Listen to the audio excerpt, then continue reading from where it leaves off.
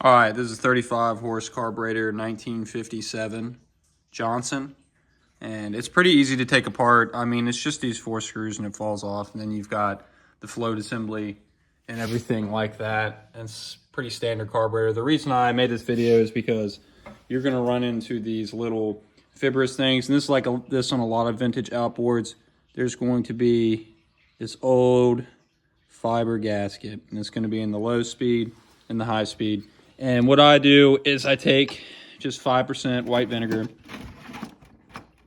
and I dip it in, and I'm actually, these carb kits on these are like $120, includes the float and everything, and I already have fibrous seals, so I didn't want to get a carb kit, so I've got it sitting to where the needle and seat aren't in it, but soak and repeat. That's what you do. You sit it in there in a solution, take it out, scrape as much as you can out with a pick. Don't be abrasive with the pick and a flathead, and get as much as you can get out. And rinse and repeat, use a little bit of carb cleaner, and eventually you will get it all out. And that's just my tip for that. I've had to do this for a few different vintage carburetors. It just takes time and patience and a little bit of vinegar.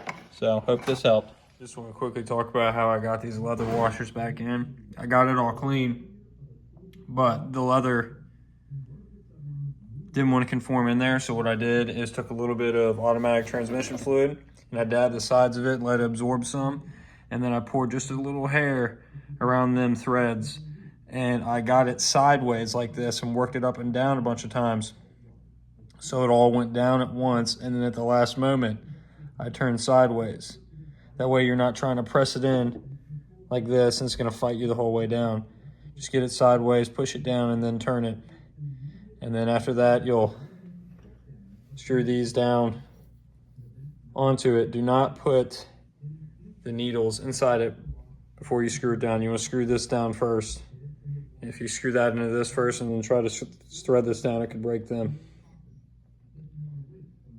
But that's how we did. I'm gonna straighten that out and put this in, and we should be ready to run.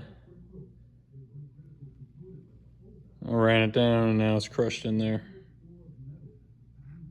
And that's going to provide a good seal.